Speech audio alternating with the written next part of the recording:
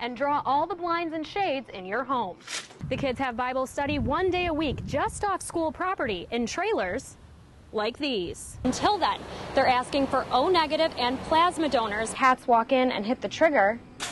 The door snaps shut. It's tracking the location of the offender in relation to the victim. The center says it will go through 36,000 pounds of food in less than 3 weeks. Just days after the August 30th arrest, Hornback got behind the wheel drunk again. This time, police pulled him over at St. Joe and West Maryland Street. In the end, jurors agreed Mark Becker knew what he was doing when he gunned down Applington-Parkersburg football coach Ed Thomas last June. There's something stinky in the Evansville area. Residents say it's the water. It's bad. It really is. Linda Miller tells me she started drinking and washing dishes with bottled water after noticing a river smell coming from her faucet. As soon as I hit Riverside and I got a whiff of that river smell, it smelled just like my shower. I mean, that's what I smell like, river.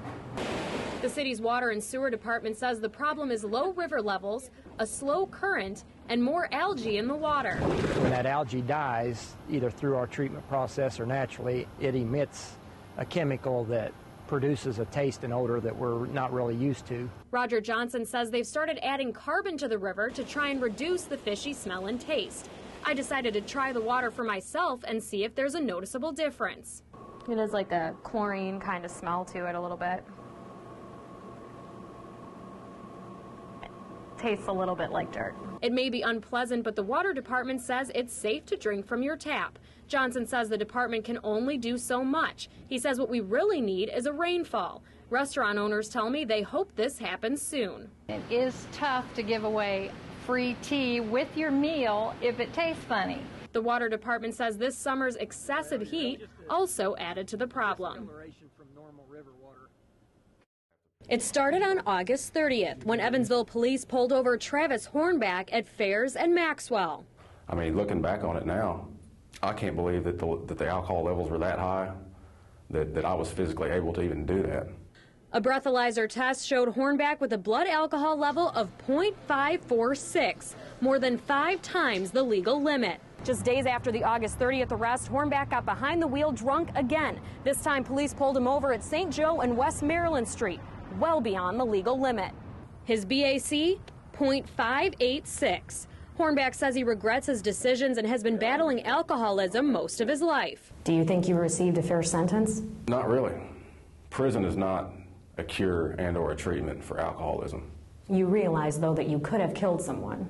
Oh, yeah. And I mean, I apologize to the community as well as my family and everybody else. And thank God I didn't. Nobody was hurt. But these most recent DUIs were not Hornback's first. News 25 discovered he'd been arrested 5 other times for drunk driving since 2002. So it's kind of hard to understand that regret.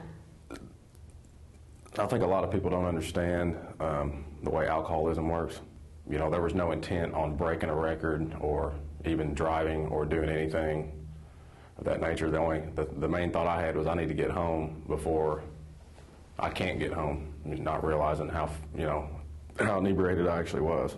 Hornback tells me he's tried to get sober in the past, and these recent DUIs were the result of a relapse. Chris Walsh works for the Vanderburgh County Highway Department. It's his job to get mowing crews out to the abandoned properties. Today he showed me the dangerous new problem facing his workers. My worker found this mattress, so we were going to call a crew to get the mattress picked up so he could get the grass cut. As he looked a little closer, there was a hypodermic needle underneath this mattress. But Walsh says he's seen worse. He showed me one abandoned home someone had recently broken into. I learned a worker discovered a meth lab at one of the properties just last month. I guess the new technique is, instead of driving around with it, they plant these drugs all mixed up in a bottle, and then they come back and check on it at a later date. Ronald Marks lives behind the lot where we found the hypodermic needle. Marks says he has 6 great-grandchildren that visit his home, and he worries for their safety as well. We just don't need no drugs in the neighborhood, but there's so much up going on. Now Walsh is asking the Sheriff's Department and Health Department for help. He says he needs a better procedure on how to deal with the hazardous materials before next year.